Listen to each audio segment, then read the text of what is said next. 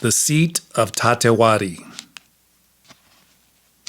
After taking care of their sacks of peyote and the rest of their things, the majority of the men go off to look for wood, since they must add to what they already have.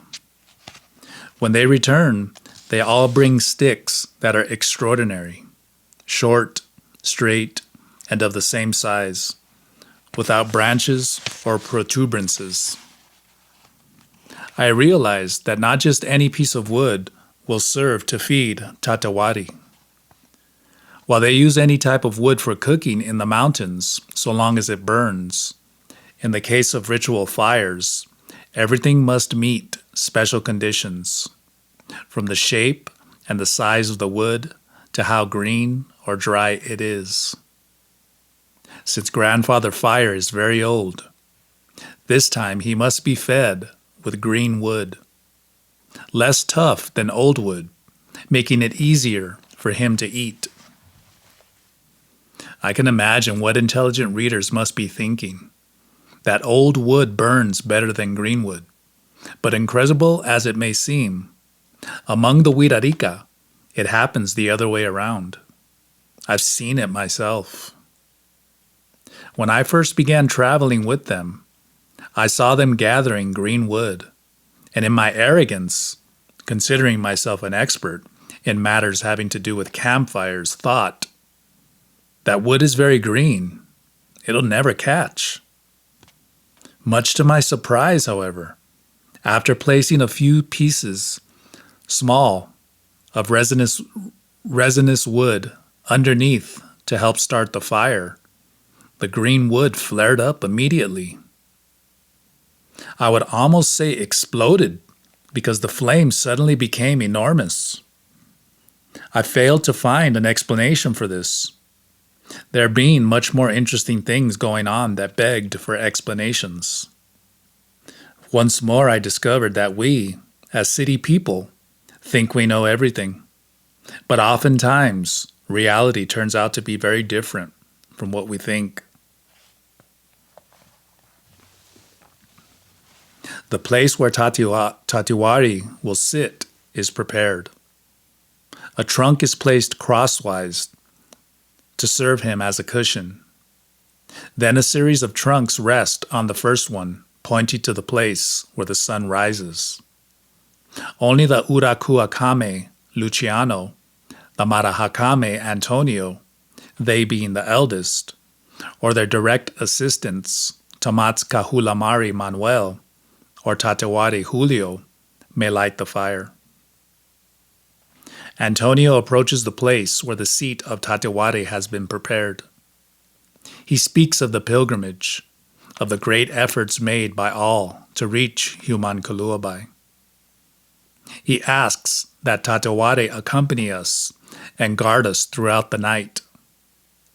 He assures him in exchange that he will be cared for and fed as is his due, with his green wood and his panole. Panole in Mexico is toasted corn flour, which is drunk by mixing it with hot or cold water.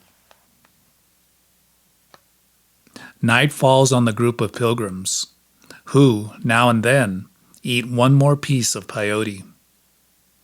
There is no moon, and the darkness is total, save for the light of Tatewari, who warms and protects us. All remain silent. The majority are seated with their arms crossed and their heads bent over their knees, which are almost touching their chests. The jicareros begin their battle. They go in search of their vision. If they are lucky, they will find themselves face to face with the blue deer. The Song of Tatewari. I don't know what will happen, if there will be a dance or if the Marahakame will sing. There is nothing to indicate either way, so I recline underneath the mesquite with my head on my sleeping bag. I see the stars, and I consider my life. My life. How distant my everyday life seems, although it is not an ordinary life. At times, it is tiring. So much time coordinating groups, dictating conferences, or giving courses.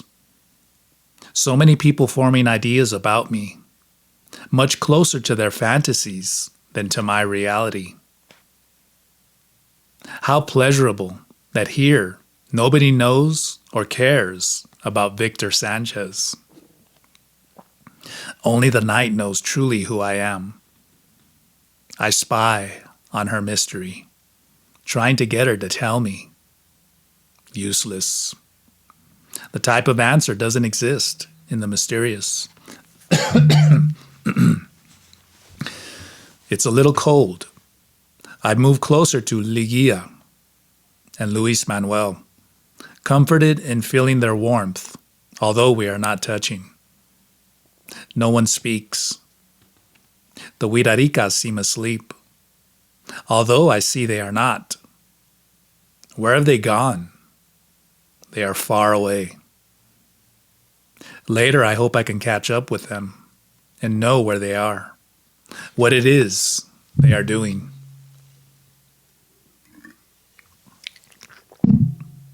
I remember the fire. Although I am not looking, I clearly perceive its light and heat. I am about 12 meters from it, but its heat and light reach me without difficulty.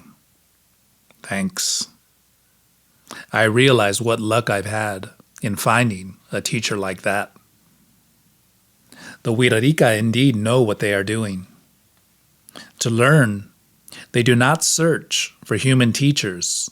Rather, they convert themselves into apprentices of the sun, of Grandfather Fire, the oldest, wisest, and strongest of the powers of the world. What master or guru can compete with such powers? For a long time, I don't think, I only feel and see. Without thoughts, without words, I see Tateware sustaining the world with his power. I realize he is inside me as well, inside everyone. How is it possible that we live without perceiving the light that we are? The power that dwells in each one of us. We waste so much time searching for what has been inside all along. I understand why my Huirarica brothers contemplate fire so much. At a given moment, I realize I am singing. When did I begin? I feel it has been for some time now, although I did not use the control or the will I normally would use. This is the hour of the Nawal, and my ego is not in charge. What's more, it is not anywhere around here. I hear my song. It comes from I don't know where, but I like it very, very much. It is a song that speaks of Grandfather Fire, but I am not making it up. It is a gift of Tatewari that I can take with me to sing when I am sad, or when for any reason I feel the need. The song floods my body.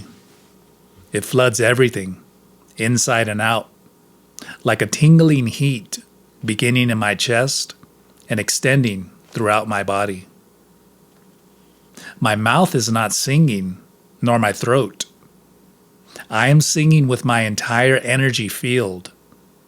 And what's more, the one singing is not who I know as I, but rather the energy of which I am composed.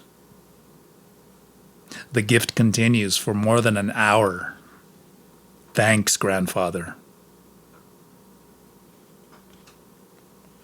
When the song finishes, I think for a moment I was so deep into my experience that I did not consider the rest. Have I disturbed the Wirarika?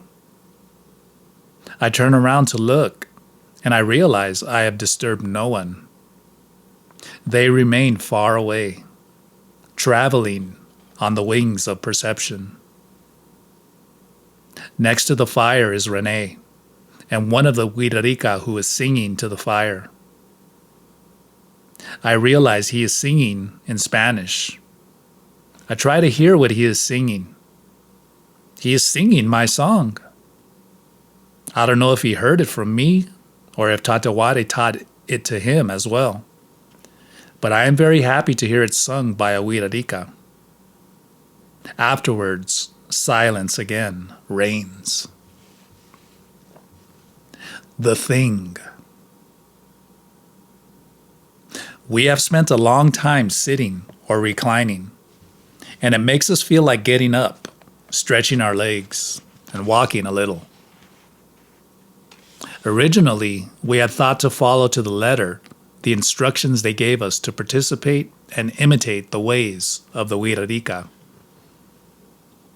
Nevertheless, now it is evident that each one has to go his own way and search for himself the path leading to his vision, and then the way to the encounter. Antonio has told me, without opening his mouth, that we can go, but to be careful and stay together. We'll see each other later. The Tiwares gather, and after putting on our coats, we form a small line. We go into the desert walking very attentively. We use no flashlights. In these moments, the desert looks very different. In spite of not using flashlights and the lack of moonlight, our eyes adapt very well, and we clearly perceive everything around us. The cacti and bushes are surrounded by a fine halo. We slowly advance down a path, but a shadow, which follows us, jumping on our right, causes us to accelerate our pace until we almost end up running. Not only can it be seen, it can be heard crushing the bushes each time it touches the ground. I am certain, in any case, we should not run or fall out of line. We stop about 300 meters from the Wirarika campsite in a small clearing of limestone sand. We turn around to confirm if everyone saw and heard the same. There is no doubt. Everyone saw it.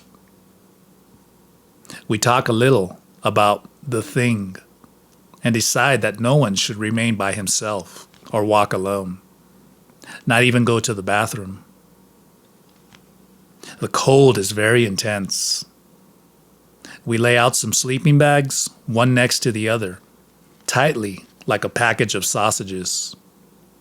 We cover ourselves with jackets, sweaters, and a blanket that someone brought. There's a close feeling between us. What unites us is beyond conventional interests or agreements. What unites us are the battles we have waged together, and there have been many. What unites us is the privilege of having arrived at this point together. Visions. We look at the sky, and the show commences. A star that grows almost to the point of becoming a sun. Shooting stars that last far longer than those we have known up till now. Later, Luis Manuel says, "Did you see the wolf?" "Wolf? Where?" "Up there in the sky." We turn to where he is pointing, and sure enough, we see a wolf outlined in the sky. His eyes are two stars that shone with special brilliance. I get the shivers, not from fear, but from emotion. Wolves and I have a lot in common. I continue with my friends, alternating moments of silence and visions that reveal to us aspects of the world we rarely notice, with moments in which our life comes to us, revealing itself in all its nakedness. Luis Manuel moves away about 4 meters. We think he should not be alone, and so we call to him. He doesn't want to come, something that worries us. I get up and go over to him, advising him to return. Luisma, go back over there. What are you doing here alone? Give me a chance, Vic. I have to be alone for a little while. I'm seeing something very important that I've been dragging around with me all my life, and I feel I have to stay here a little longer. But are you sure you'll be all right? Sure, I'll be right back. I realize what is happening to him, and I join the others, who are already getting up to look for Luis Manuel. I stop them, telling them he is fine and that we should leave him alone for a moment. After a while, he returns and lays down by my side in the typical sausage position. I sense he's a little sad. In the sky, an enormous shooting star traces its long trajectory before disappearing. I try to cheer him up. Did you see that shooting star? How enormous it was. Yes, I saw it, he responds. I don't turn around to see, but I sense he is crying. Why are you sad? Didn't you see the shooting star? Yes, I saw it. That's why I'm crying. But why does it make you sad? Doesn't it seem beautiful to you? Yes, it was very beautiful, but short-lived. Suddenly I comprehend what is troubling him. I connect myself with his feeling, and both of us begin to cry intensely. I have seen the loss of a very dear being, his irremediable disappearance, and the love that remains vibrating. I hug my friend, feeling this sadness to the core of my soul and trying to comfort him. We continue to cry for a while, and Luis Manuel says, Now we are brothers, right, Vic? Yes, Luisma, we are brothers. When we are able to stop crying, I tell him something I had just realized. Do you know something good about shooting stars? What's that? That in reality, we shouldn't be so sad, since even if they are brief, the gift of their beauty and their light is great enough to make us happy for having received it, although only for an instant. That's right. But there's something still better. What's that? What is better still is that when a shooting star goes out, in reality, it hasn't gone out. It only has disappeared from our sight. Don't be sad, Luisma. Your star hasn't gone out.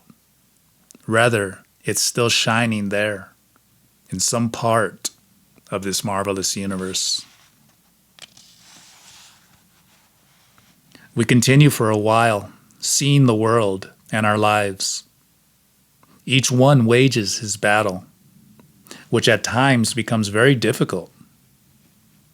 For myself, I feel very content since I see my path very clearly in front of me. Although it does not appear easy, it seems to me exciting and promising. The caretaker. Did you hear that music? Asked Ligia, who is to my left. You're right, it's very beautiful. We continue listening, a bit, until I realize it seems to be someone singing. Who is singing? I asked the group. Since we are all lying down, and covered up to protect us from the cold. Nobody wants to get up to see where the music is coming from. An investigation begins. All members of the group are asked if they know who is singing. Each one has a different idea who it might be, and we continue our speculations until everyone has denied having been the one singing. I know who is singing, says Ligia. Who? It's Martin, the Wirarica. Who? Martin, who has come to take care of us. I get up and look to my left. At the end of the package of sausages, I see a Wirarica sitting down and wrapped in a blanket. His face is buried in his arms, which rest on his knees. On his head is a baseball cap. Between the visor and the blanket, where he hides his face, through an opening can barely be seen his two eyes, which shine with intensity. Often Martin seems to be the most distracted of the Wirarica. He understands Spanish, but he speaks no more than a few words. At that moment, however, his look makes me realize he knows perfectly well what he is doing. Martin, what are you doing here? I ask him, and he doesn't respond. He merely smiles. He's watching over us, says Ligia. He's been here for about a half an hour, watching over us with his songs. They sent him from the Wirarica camp. Is that true, Martin? Martin doesn't answer. He merely smiles again. The search for fire. We continue with our visions. Silence returns, and Martin disappears in the same way as he appeared, without our realizing it. An hour passes, and suddenly Renee says, "Hey, now I know why we are all sad." Why? Everyone asks. Because we're far from Tatewari. The grandfather fire. It's true. We have to go for firewood and light a fire. Who wants to look for firewood? Silence in the night. With that thing jumping about in the brush, nobody wants to go. I'll go with whoever will go with me, I tell everyone. I'll go with you, says Renee. Me too, says Manolo. Well, let's go. We form a mini Indian file and steer ourselves toward the Wirarica. On the way, the jumping shadow returns to hound us again, this time on our left. Only now it comes much closer. I can even hear it squeaking. We feel the need to get where the fire is, so we quicken our pace. I feel some relief when we see the silhouette of the university truck. At last we arrive at the Wirarica camp. They are spread out on the ground, wrapped in blankets. It is clear they are not asleep. Entering the Wirarica camp is like penetrating a sphere of attention, within which everything is under perfect control. We find Tayau and another Wirarica standing next to the fire. We ask him if we can take some wood for our fire, and we tell him about the thing that jumps among the bushes. Sure, why not? Yes, it's very dangerous to go out there without the protection of Tatewari. It surprises me that you're still in one piece. Gulp. Then we can take the wood? Sure, man, but hurry. Don't leave the others alone. We gather the wood and leave once more, this time ready to avoid turning around or paying attention to the thing. We pass among the bushes, trying to appear at ease, but involuntarily, Our legs begin to walk faster as the thing becomes more aggressive. Instinctively, we grab a piece of wood to arm ourselves in case of attack. Without realizing how, we end up running at full speed until we reach our friends. We light a small fire, following Wirarika methods the best we can. The fire comforts us, but does not seem sufficient to lessen the cold, which becomes more intense. To counteract it, we return to the package of sausages position and cover ourselves as best we can. We hear the nocturnal sounds of the desert, which take us traveling among its brush. The desert is alive, even to its last recesses.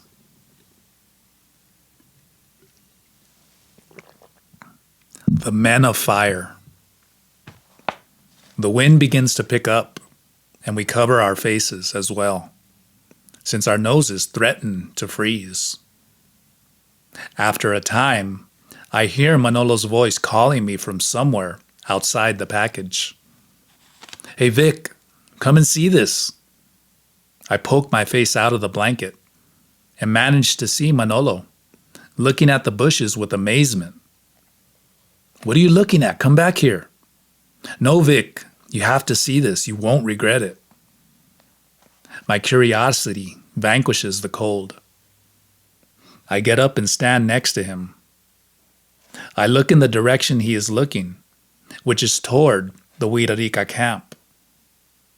I see a small light among the bushes, which suddenly increases in size until it fills the entire scene in front of our eyes. Son of a gun! This is impossible. Come here quick and see. I tell the rest, who are still lying on the ground. What's going on? Several ask. They subsequently get on their feet and make exclamations of amazement. We can't believe what we are seeing. The vision in front of our eyes is of the Wirarika campfire, which in fact was outside our field of vision due to the distance and the height of the bushes in the area. We see some Wirarika seated around the campfire, immersed in something having to do with it exclusively. But the view we have of them is in no way normal. They are made of multicolored light, as though they are a ball of fire hidden under a hat and a blanket. They are made of the same material as Tatewari, and they know it. Suddenly they seem to notice that we are observing them, and two of them turn to look at us. We feel fear like a sudden slap. Their eyes are of fire, and they are focused toward us. They manage a slight smile and turn to watch the fire. We remain in ecstasy for some minutes. Then we see the flames of the fire grow until they are transformed into an enormous deer face with large antlers of fire.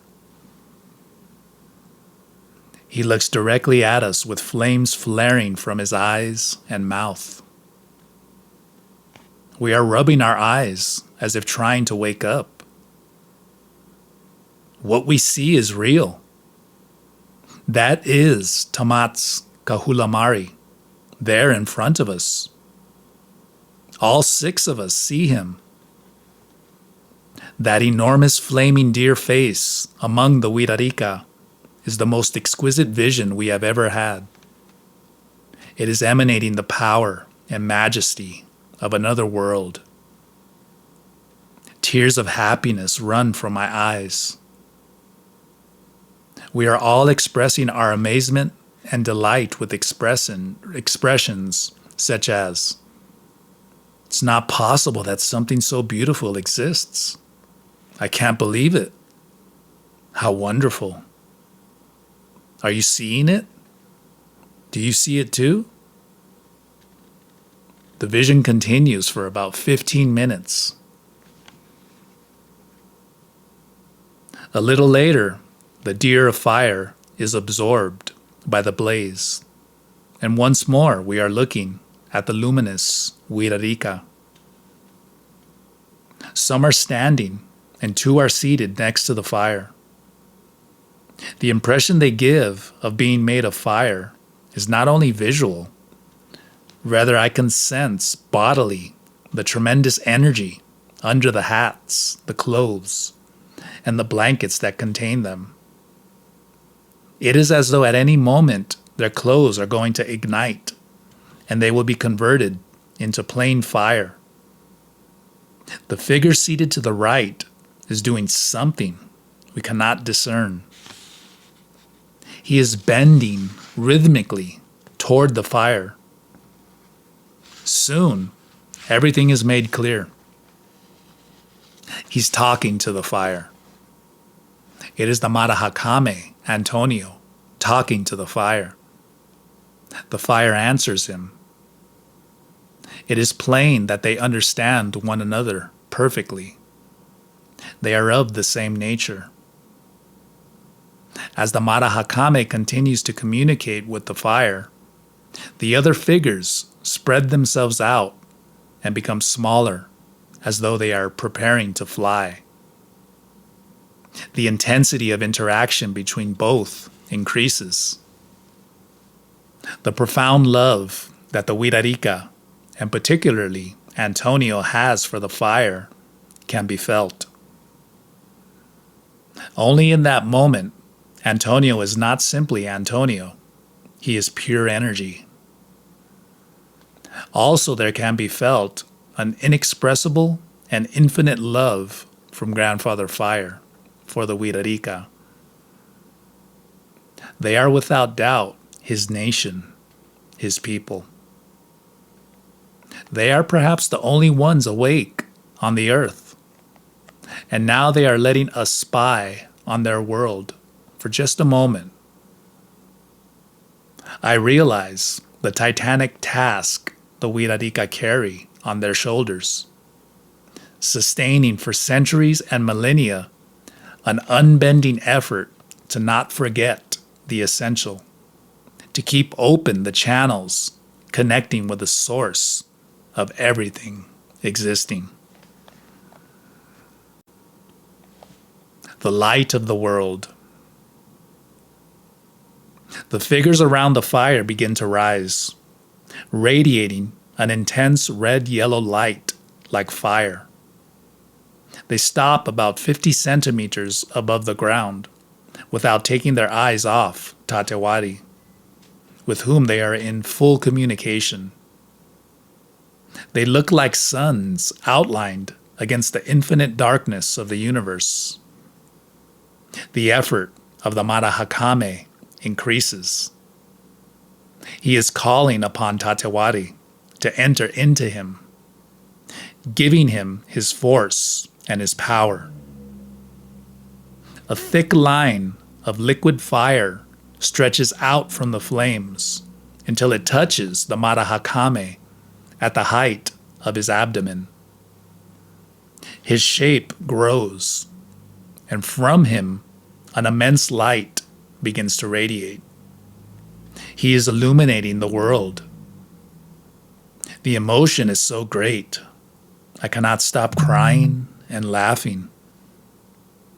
Finally, I understand it. I finally end up understanding the mission of the Marahakames on the earth, to illuminate the world. That old legend of the warriors who merged in the task of the sun was not just a metaphor after all. It was there, in front of my own eyes. I give thanks with all my being to the Spirit for not having abandoned us on the earth. I give thanks that there exist beings like these to remind us of our true nature. We are luminous beings, little suns. I give thanks, and as I do, I promise to fight with all my being in order to not forget. To not forget and to live accordingly. Other things take place that night, but the vision, which was a gift from Antonio to us, is so strong and revealing. It fills me up so much that with it, I prefer to close my tale of that night. In the face of that sublime vision, there also appeared the stupidity of man in all its crude magnitude. How much pettiness! What useless waste to live pursuing empty aims when our nature is the same as that of the sun. To be sons, yet to live in filth. What stupidity! The offerings of La Unare.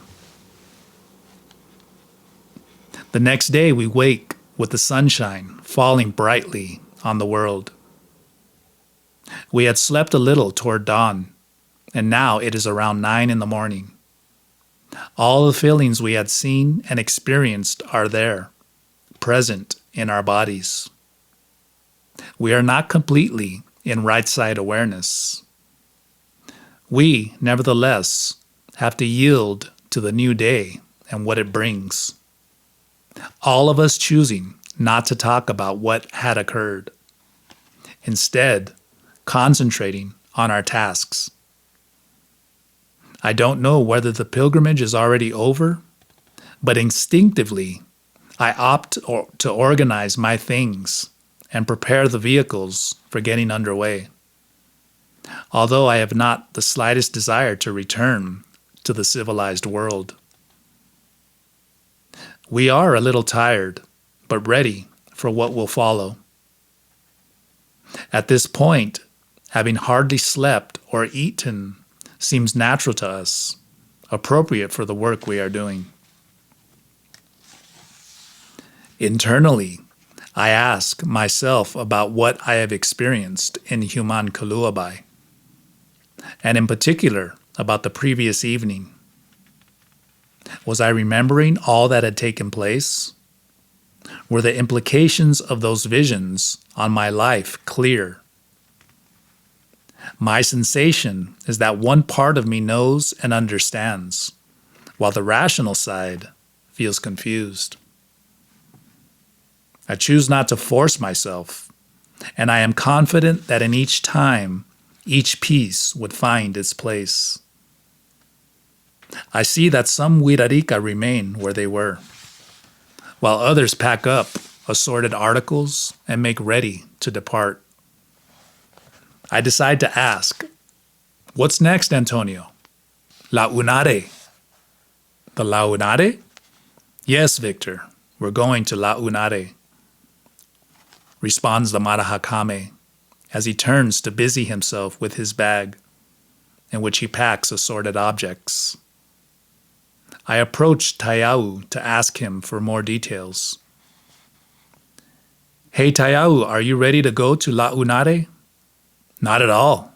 Only the fatheads go there. What do you mean only the fatheads? Doesn't everyone go? Of course not. Only the principal ones go. The Marahakame, the Urakuakame, Tamatskahulamare, Julio, and whoever else Antonio decides upon. He's in charge. And why doesn't everyone go? There is no need. The way is very difficult, but those who climb the mountain carry everyone's offerings with them to thank God that everything turned out well in the pilgrimage, and so that he knows that all the Wirarika will continue to remember. It is a very important place. There was born Tamatskahulamare. Later he came down from the mountain and ran to this place, Ginnunga-Greg. and from his footprints sprang roses, peyote. That's why it's a very important place. Although among the Wirarica of Santa Maria, I have not often heard of peyote referred to as roses or little roses. The allegory was familiar to me since I had heard it among those of other communities on frequent occasions. I turn around to look toward one edge of the desert at the mountains, which looks so far away, and I try to locate La Unare. Sure enough, there it is, the highest peak of them all. It seems like a long way to go there, and I calculate that even using the truck or the cars, we will take many hours to arrive. After Tayau's explanation, it is obvious to me that the Tiwares will not climb La Unare, since we have no fatheads among us. At any rate, I am ready to take the pilgrims to the skirts of the mountains and help them in any way I can. I tell my companions what will happen. We decide to prepare our offerings just in case, and everyone opts to accompany the principal Wirarica to the skirts of the mountain. This would permit us to make some light repairs to the cars, and if we're lucky, even change the oil. How badly they need it. While we are waiting the return from the sacred mountain, to then take them back to where the rest of the pilgrims are waiting. Other Wirarica who will not climb the mountain also board the truck. They want to take advantage of the fact that we will be passing through Los Valdez so they can purchase some things. Los Valdez is a little town in the desert. I ride in the back part of the truck. I have an enormous curiosity to know anything my Tio Kari Wirarica might say about the previous evening, and I go hoping to be able to discuss it with them. They are happy as always. We travel standing up, tying down our hats to keep them from flying away in the wind. I ask some how it went, and they answer that it went very well. They saw and knew many things, but they seem little inclined to discuss the content of their visions. I respect their attitude, and we end up talking of other things. The mountains in the background approach gradually, while the truck advances rocking over the irregular terrain. I am clearly aware of the contrast between the feeling of camaraderie and fluid communication which we share now, and the initial disquiet that both Wirarica and Tiwares had in the beginning. In spite of the fact I was acquainted with about half of the pilgrims, especially the principal, it is very different to find myself with the full group of jicareros, some with their families and others who joined at the last minute. In addition, this is the first year of the 5 years the jicareros had to fulfill their responsibility, and therefore their first pilgrimage together, which made their initial nervousness a little greater. Now, however, the point and principal objective of the pilgrimage was completed, and everyone is much more relaxed. As we get closer, the configuration of the mountains seems more surprising. The desert is completely flat, and at its edge there suddenly appear very high mountains, without any intervening slope or incline whatsoever. At least that is the impression they give from the distance. Although I have been at the mountain on other occasions, I realize the initial ascent will be very different on this side. Here the climb is straight from the desert floor to the summit. The usual ascent near Rio de Catorce, at an altitude quite near the summit, can be approached by car or bus, and from there walked the rest of the way up to the point of the palace. We arrive at Los Valdez, a town typical of the Potosinian Desert, although quite a bit larger than the settlements we've run across until now. We ply its dusty streets until we find a store where we can buy some refreshments. At this point, we will have to separate ourselves temporarily.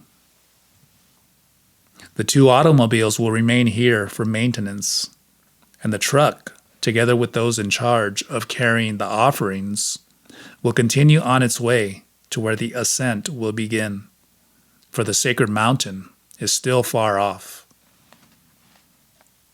We begin to organize ourselves over the tasks we will carry out once back in town, and agree with Antonio's group as to what time and where we will meet again. At that moment, one of the Wirarica informs me that we should send 1 or 2 of our group to carry our offerings in representation of the rest. This is a great surprise. There are 2 places available. Immediately we hold a separate meeting to evaluate who would be the most likely candidates to climb La Unare with the Wirarica. Everyone wants to go. There follow several different opinions. Then Manolo says, "The truth is, I really want to go, but I have climbed it before. Therefore, I yield my place to someone who is not familiar with the sacred site." I recognize his gesture of solidarity and decide to second it. Let those go who have not gone before. The rest of us will stay behind to wash the cars and change the oil. There are three who have not gone before, and they prepare themselves, hoping it will not be inconvenient that 3 are going instead of 2. We hand them our offerings, and we give them a message for the powers that inhabit the regions above. When everything is ready, I approach Antonio to explain who will be our representatives and to ask about the time and place we can meet when they come down off the mountain. "You have to go, Victor," he tells me quietly, while he looks at me with eyes that leave no room for any other consideration. In that moment, I experience a sudden change of attention. Only an instant before Antonio's words, my attention was the everyday attention of the right side. After receiving the order, something in me changes, and I find myself perceiving the world with an alertness that is out of the ordinary. I can feel the vibrant atmosphere in my entire body. I experience an extraordinary and silent mental clarity, and my relation with the world is much more intense. It is like being able to feel anything upon which I focus my attention. I turn toward the mountains, and I clearly feel the call. Antonio is right. I have to go to the palace of the governor, the sun. There's nothing more to say. I explain to Manolo I have to go by order of the Marahakame. In a few minutes, those of us in charge of carrying out the task are up in the university truck, headed for La Unare. After about half an hour, we arrive at a small village located at the foot of the sacred mountain. Everything is ready to begin the hike.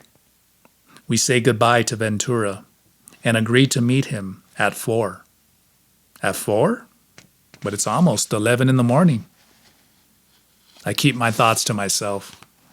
and I prepare myself for the task. As it stands, 7 Huirarica and 4 Mexicans will go. We form an Indian file and begin to walk at a good pace. In spite of the fact that I have walked and climbed mountains for many years, the pace of the Huirarica demands that I concentrate to the maximum.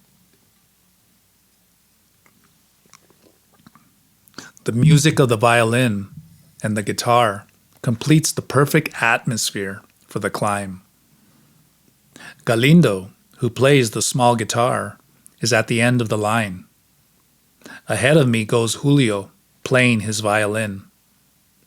I have observed in all the dances of the jicareros, it is always Julio who places himself at the head of the line of the dancers, while giving indications for the changes of direction or the dance form as well.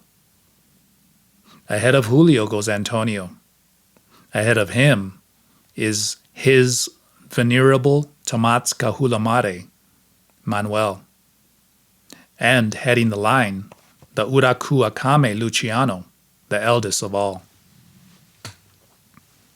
Very focused, I move forward, and then I disappear. The perception of myself vanishes, and soon I become part of a much greater field of energy. It is as though I am but one part of the energy field created by all of us who are walking in the line. The sensation of forming a part of this thing that is moving and advancing is very intense and pleasurable. We move forward a few kilometers, shortening the distance between the village and the mountain. We stop for a few moments while some of us go to the bathroom. I contemplate the sacred mountain, now from its base. It looks imposing. An enormous chasm opens a little beyond where we are and climbs in a pronounced slope that appears straight up and down all the way to the summit. A great emotion floods me, contemplating the approaching challenge. I feel something very important is waiting for me up there. Moreover, I feel a kind of internal urgency to climb up and meet it. Go in front of me. You are also Uraku Akame. The voice of Julio brings me out of my observations of the mountain. Although I understand the significance of the word Uraku Akame, he who indicates the way, I am not sure what he is referring to. I obey him without thinking and fall in just behind Antonio, which pleases me. I get ready to follow his pace, to step precisely in the place where he steps. We begin walking again, and suddenly I hear behind me a melody that is at once familiar. It is the song Tatewari taught me in Human Kuluabai. Julio is singing some verses of my song in Spanish. I feel very happy he likes my song from Tatewari, although I cannot understand how he learned it if I sang it only once. For a while we sing together, while we cover the distance separating us from the mountain. We enter the chasm and begin to climb. The slope is quite pronounced, but far from feeling tired, my body makes the necessary adjustments and pushes forward. Our pace is agile and rhythmic. In actuality, it is Luciano setting the pace. At his some 70-some years, he moves up the mountain as though he were a mountain goat, taking long, agile strides and leaping from one side to the other each time a fissure blocks our way. On occasion, his jumps are so long, or the path he takes are so complicated, that I have the impression he is testing us to see if we are equal to it. Antonio is also older than 70 years. But nevertheless, he moves much better in his sandals than I with my all-terrain boots. The climb is really quite demanding for everyone. 2 of my friends begin to fall behind. We go on ahead, and I have hope they will be able to catch up. 2 Wirarica come behind me. After them comes Luis Manuel, perfectly integrated with the rhythm of walking. When the way becomes more difficult, I can hear Antonio exclaim, "Oh my God! Oh my God!" to which everyone reacts with laughter and jokes, without slackening our pace in the least. We continue at a rapid pace, and now and then we hear Antonio, "Oh my God, I'm too old for this. Poor me." His playful tone is obvious. Attitudes such as this reflect very clearly the Wirarica way of facing effort with a light tone, without ever entering into self-importance. It is plain that Antonio's clowning is intended more to lighten the work of the others than his own. He is going so well that on top of the effort of climbing the demanding mountain at a good pace, he still gives himself the luxury of clowning around, speaking and laughing for the joy of others.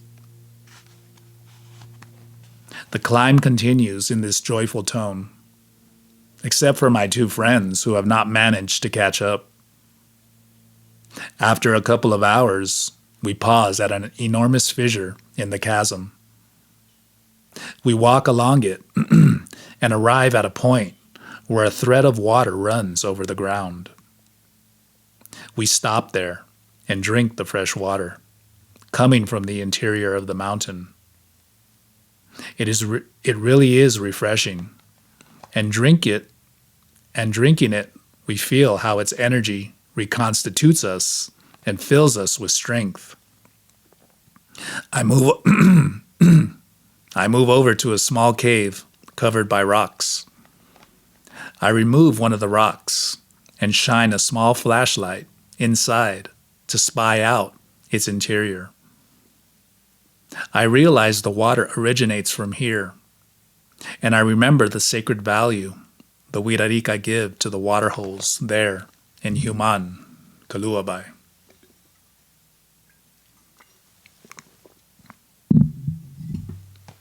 Antonio gives me a sign to continue removing the rocks, and I begin to open the entrance to the cave. When the opening is wide enough, I crawl in, and I realize it is a place of veneration.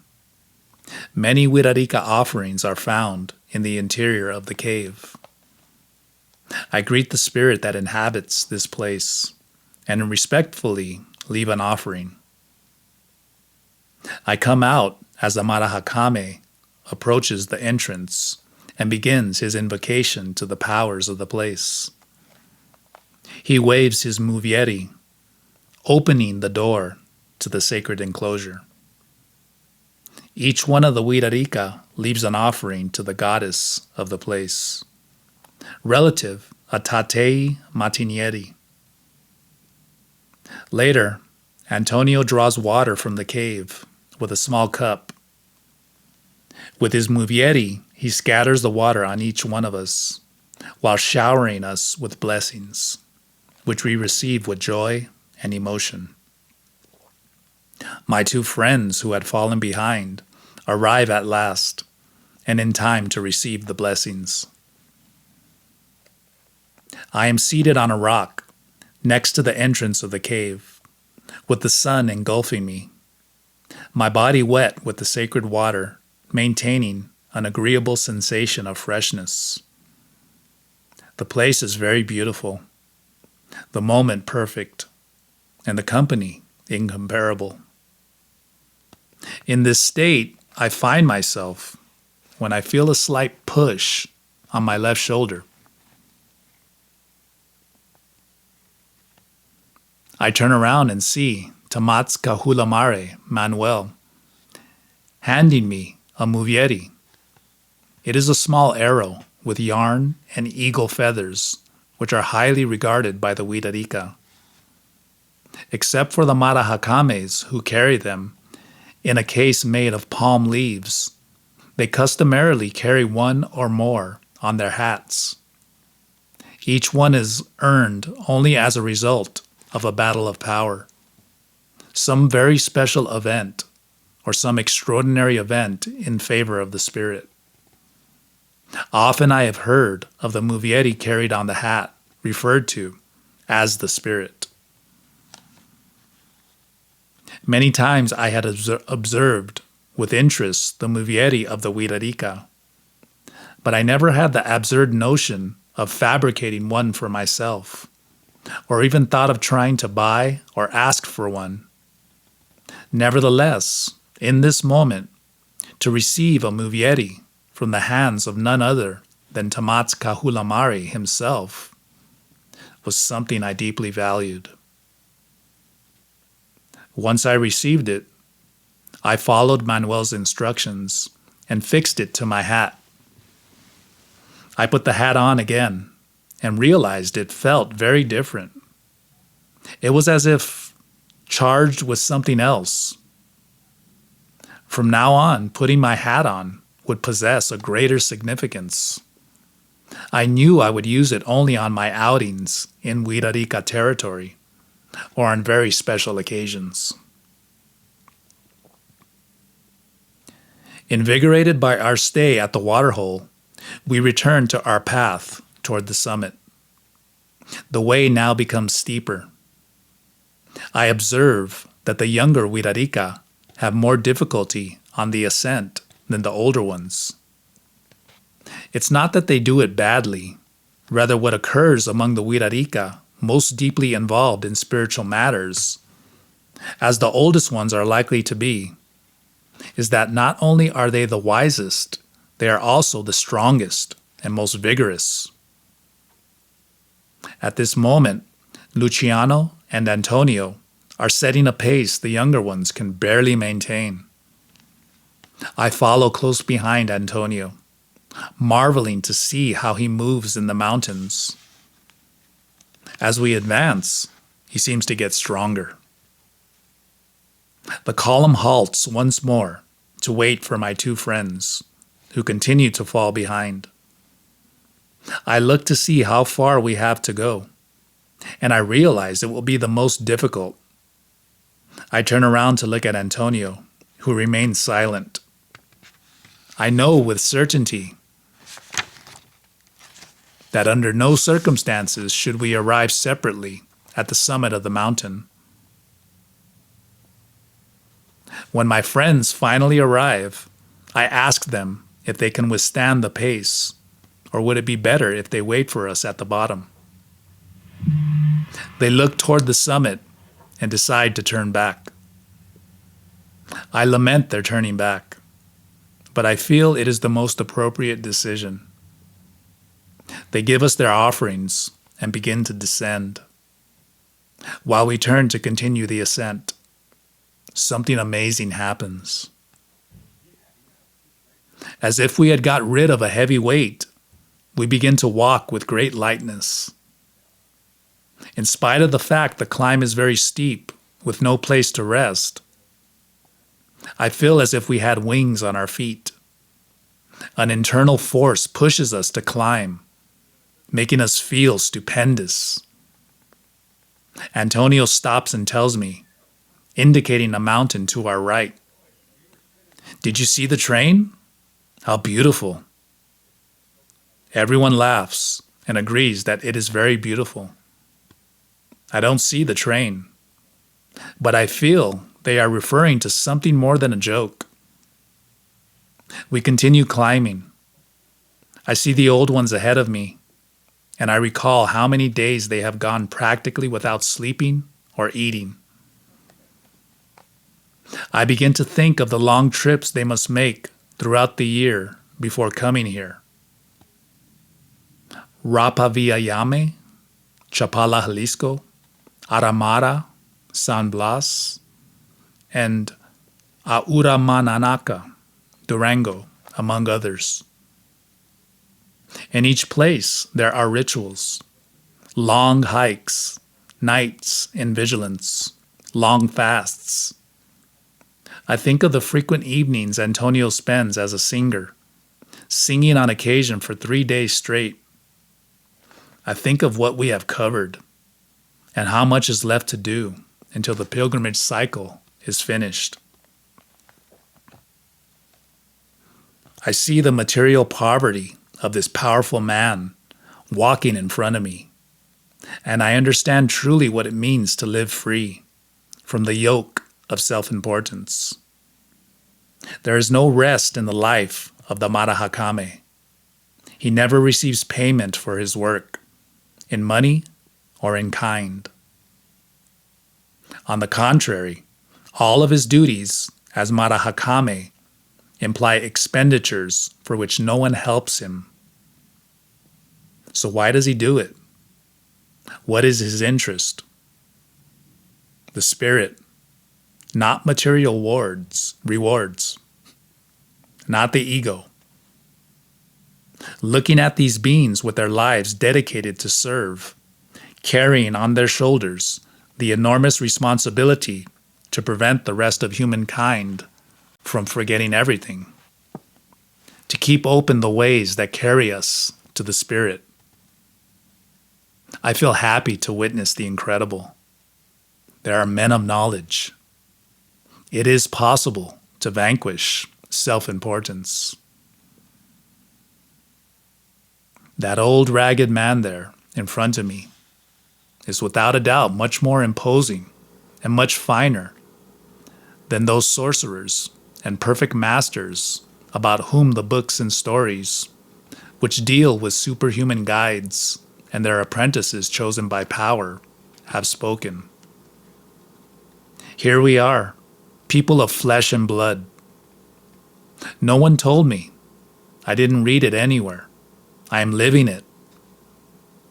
I wouldn't change a fraction of what I have lived here for the most extraordinary fantasies that books or narrated stories could offer me.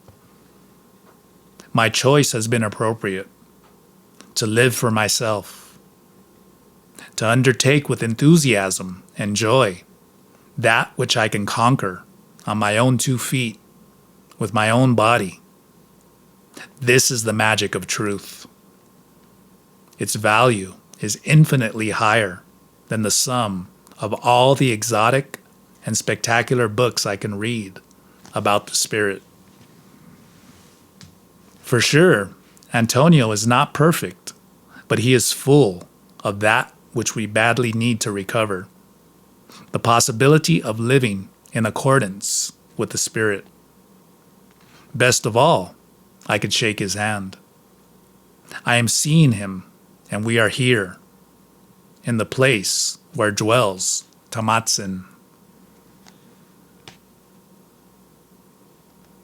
We keep climbing, and I begin to realize the true meaning of ascending La Unare.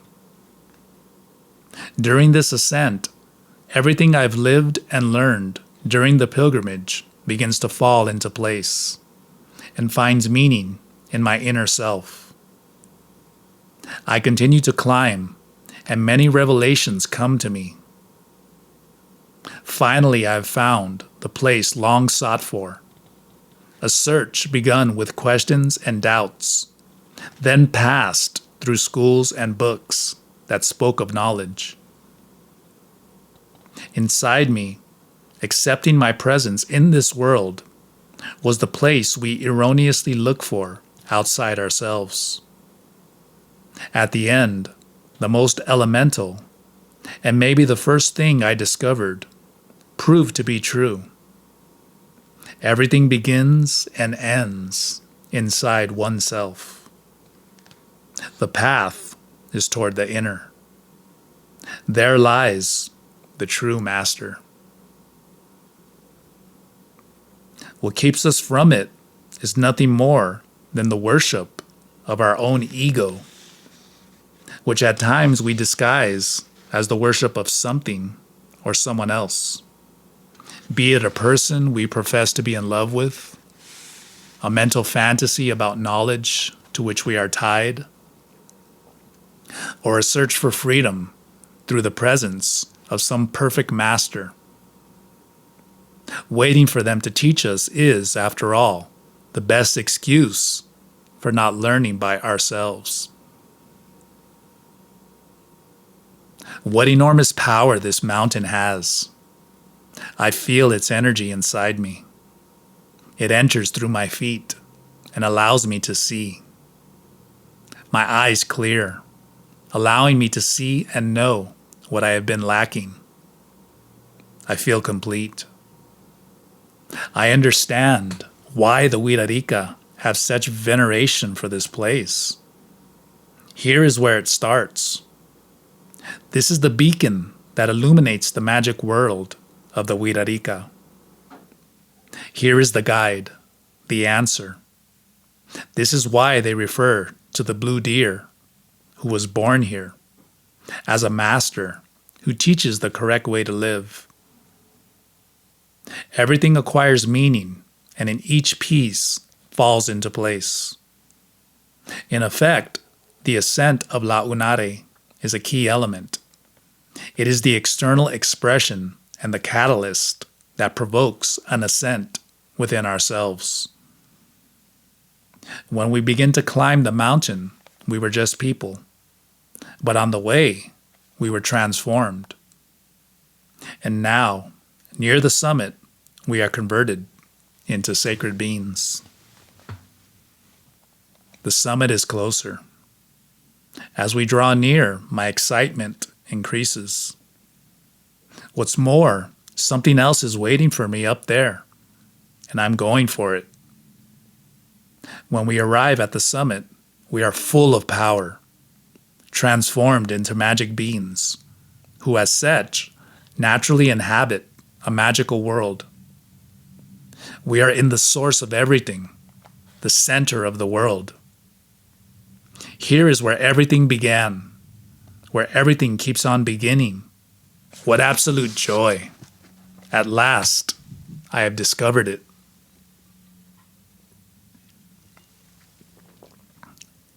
The promise fulfilled.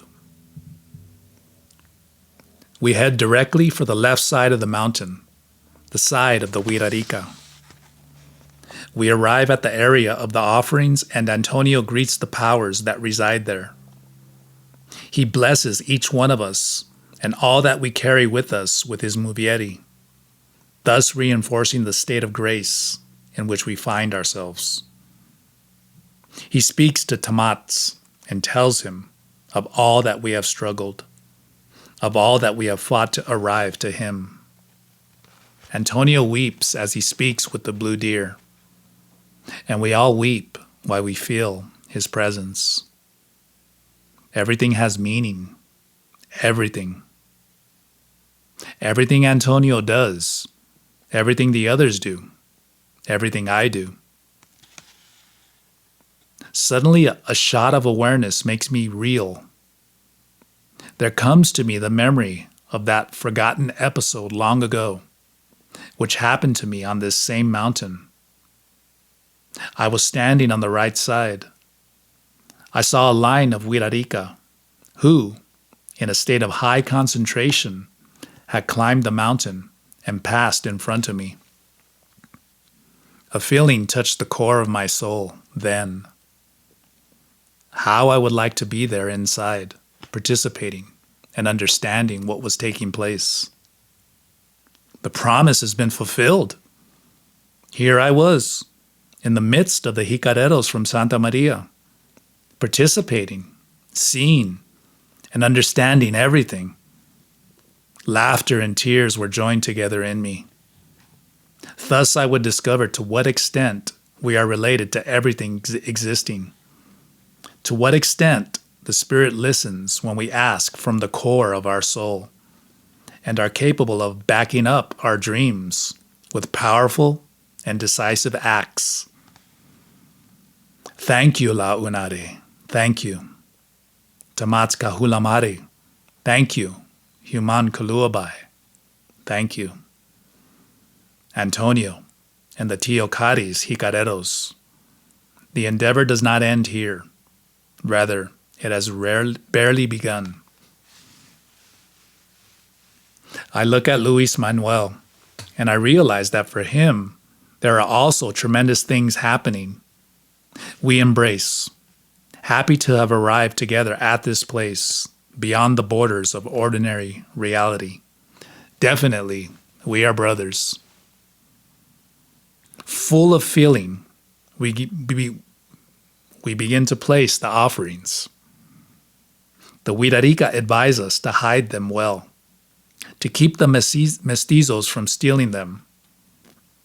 Among the offerings of the Huirarica are the beautiful deer antlers, which had been placed before on the altars set up in each one of the sacred places during the pilgrimage. I have observed that these antlers are very highly valued by the Huirarica, not only for having belonged to the animal they love most, but also because that particular animal surrendered to them during a ritual hunt, as that is the only way to obtain something so valuable. To leave an offering like that is an act of true generosity that reveals the effort implied by the offering. Among the antlers offered are included the most beautiful and largest of all, which are covered by a fine golden fur. We place our offerings while we speak to the power of La Unare, explaining what the offering means to us and asking him to welcome it in his bosom. A tie stronger than time and space is established with this place.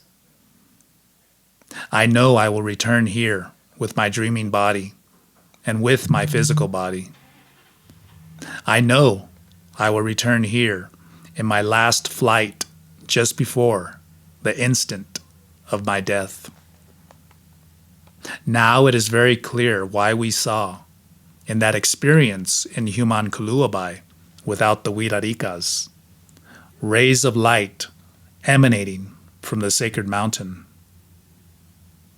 La Unare is that, a beacon in the darkness, amidst the mysterious. Its light would now accompany me for all my existence, and that was something to which nothing or no one would ever be able to change.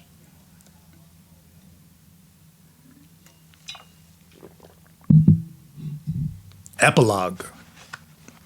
Gate of Power in La Unare. Once we have delivered the offerings, we prepare to leave. We all express at once, aloud, our profound gratitude to the place. For the last time, we contemplate the beauty of the world as seen from La Unare. I make the gesture of capturing between my hands the feeling this moment and place instill within me, then draw them to my chest. We form an Indian file and begin our descent. The old ones again demand the maximum from the rest of us, since this time they do not descend at a fast walk. Rather, they take off at an all-out run down the steepest part of the mountain. It is a true march of power over slippery sand, loose rocks, nopal, and thorny cactus. This time there is no rest. Once we begin, we would not stop running until we arrived at the base of the mountain. A short while after beginning our descent, I feel as if my ears are adapting themselves to an abrupt change of pressure, and I hear something coming uncorked inside me. A state of heightened awareness allows me to put myself inside that tunnel of energy opened by those who go ahead of me. I remain in my place behind Antonio. This time there is no music, since the musicians need to apply themselves to the maximum to withstand the pace of the old ones. We need total concentration. If I hesitate for an instant, I run into thorns or hit a rock. Don't think. Don't think. Just flow. Let yourself go, full of life and power. We continue to descend very rapidly. Then a voice, which is not my thought, begins to speak to me.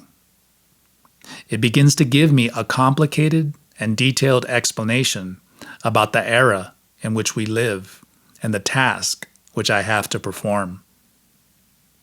I receive a long series of instructions about what I must and must not do in the next stage of my work. All the doubts I had in relation to what I should or should not write in my next book found a convincing answer. The voice is dictating it to me line by line with perfect wording. There is not one word that can be changed. I continue my descent, and the dictating continues as well, at great speed.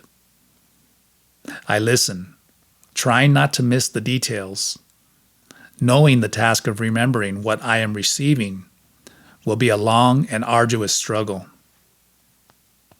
Even though I have put my best effort into waging this battle, I have to admit that in trying to represent in the present text all that I received during that gate of power, I have not achieved it, not even an approximation.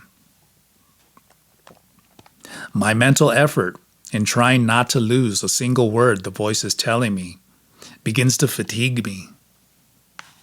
There comes a moment when it even becomes painful. A part of me wants the voice to be still, but deep inside, I know the time remaining for listening to the voice is not very long. Therefore, I have to make the effort and try to make use of each instant. Not even by relying on a tape recorder could I register even a small part of everything that is said to me. Such is the speed with which the voice expresses its message. Paradoxically, it is perfectly clear. I arrive at the flat area on the skirts of the mountain. Exhausted, not so much due to physical effort, but because of the mental effort required to retain the details of what the voice had told me. My body feels stupendous, alive to its uttermost recesses. Once down on flat territory, the all-out run gives way to a rhythmic walk at a good pace. It is getting dark. My watch says 7:10 p.m. We find Ventura leaning up against the truck and drinking soda pop next to a small store. Our friends, the two Tiwaris who had turned back at the middle, have not arrived yet. I honk the horn of the truck, thinking that if they are lost, they can't be far away. They do in fact arrive a few minutes later and tell us that after getting lost and much walking, they arrived at the town from the other side, in such a way that their arrival almost coincided with ours. There are refreshments for everyone, and then everyone is on the truck. We return in darkness without a word until we arrived at Los Valdez. After investigating a little, we find our friends. We know where they are since we find the two cars parked on a street, absolutely shining without a speck of dust. They don't seem like the same cars that had gone into the desert down such winding roads. My friends shine brightly as well, bathed and combed. It was then that I realized we are really a dirty mess, but happy. After greeting them with gladness, we are given some sandwiches they had prepared for everyone. We decide to rest briefly and enjoy the sandwiches before continuing on our way to the Huirarica camp, well inside the desert. Antonio and the rest of the Huirarica want to go on immediately since they know their families and the other jicareros will be anxious. That's fine, we'll catch up soon. After all, the cars are faster than the truck. Only the Tiwares remain, eating sandwiches and talking about the incidents of the day. I do not feel ready to talk about everything that occurred coming down from La Unare. I only managed to tell them the climb to the palace is not merely a stage. In some way, it provides the key that allows total understanding of what the pilgrimage is all about. Return to the mountains. After desperately turning around in the desert for about 2 hours, we decide to return to the way that leads out of the town. We are completely lost in an interminable labyrinth of paths without any point of reference to orient ourselves in this darkness that is like the mouth of a wolf. We keep trying time and again until I begin to fear we will run out of gas, far from anywhere. Only the distant lights of Los Valdez provide the sole point of contact we have for a possible exit. My hope is that when they see we haven't arrived, maybe the Huirarica will come back to look for us. In the last instance, we can spend the night there, having a much better opportunity to find them during the day. An hour and a half later, we hear the sound of the truck. Ventura is there with all the Huirarica. The non-stop return journey to the Sierra has begun. Roses or little roses, the affectionate name the Huiraricas give to peyote. Human Kuluabai, Human Kuluabai. Who knows why the roses cry? Who could say why? Who could guess why? Human Kuluabai, Human Kuluabai. Who knows why the roses cry? An indigenous song. About the author. After the wonder of his first encounters with indigenous peoples, Victor Sanchez set out to study academic anthropology. From there, he returned to the indigenous world and discovered anti-anthropology, an attitude of investigation that places emphasis on the human experience in the encounter with the otherness, not on intellectual reports that reduce reality to the narrow limits of a theoretical framework. Although he is a young man, he has over 17 years' experience in different fields that together have caused him to bring forth a teaching on personal growth called The Art of Living Purposefully. From his adventures in the world of nature, crossing deserts, jungles, and mountains, or exploring communication with whales and dolphins, he sees the re-encounter with that world as the ideal space within which to re-encounter our natural self and find the answers to our fundamental questions.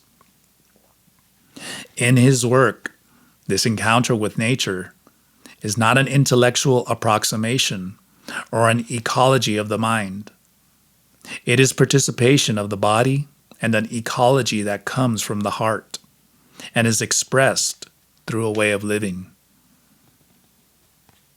From his experience with indigenous groups in Mexico, survivors who keep alive the spiritual traditions of the ancient Toltecs, he brings us a message. We are children of the sun. Our nature is to shine. And, as double beings, we must reincorporate into our daily lives the awareness of the other self that lies hidden inside us, waiting to be resurrected in order to show us the Toltec we all unknowingly carry within. Inspired by the books of Carlos Castaneda, Victor Sanchez developed a wide variety of techniques and a methodology for personal growth and spiritual development like no one has ever done before him. He has grounded the restlessness of millions of readers who, though profoundly interested in the works of Castaneda, could not find in these works the elements and clarity that would permit them to connect the unusual adventures that are described with their own daily experiences as city people. Thanks to the practical tools developed by Victor Sanchez, these readers no longer have to confine their interest in Castaneda's work to imagination, fantasy, or to a nostalgia of the impossible. Now, they can transform this interest into a practical experience applicable to their own world and to the progressive enrichment of their everyday life. The proposals of Victor Sanchez are not mere affirmations whose existence terminates with the pages of a book or in the realm of thoughts. Rather, they are an open invitation to the practices that can incorporate them as a living substance into our daily experience. The workshops and seminars he has given through the years express clearly that his message is not directed to the sphere of thinking. Rather, it points to the realm of experiences. Above all, his work is an invitation for us to get away from thinking and talking about knowledge, and instead to begin to live it in our body and our heart within the context of our everyday life and people. It is an invitation to take our own responsibility rather than to go on waiting for someone else to take it for us. And this is because what we are searching for, as the author says, is inside us. The only prerequisite is to recover the essential experience of listening to ourselves, penetrating to that inner space where the Spirit dwells, from where it speaks to us without words, through what the author calls silent knowledge. In the teachings of Don Carlos, the author relates the testimony of his experience in developing and applying a practical methodology inspired by the books of Castaneda, and whose development was brought about through the means given to him from his experience among the indigenous people of the Toltec lineage. With Toltecs of the New Millennium, Victor Sanchez offers us the second part of his trilogy, in which he narrates his experience among the Toltec survivors.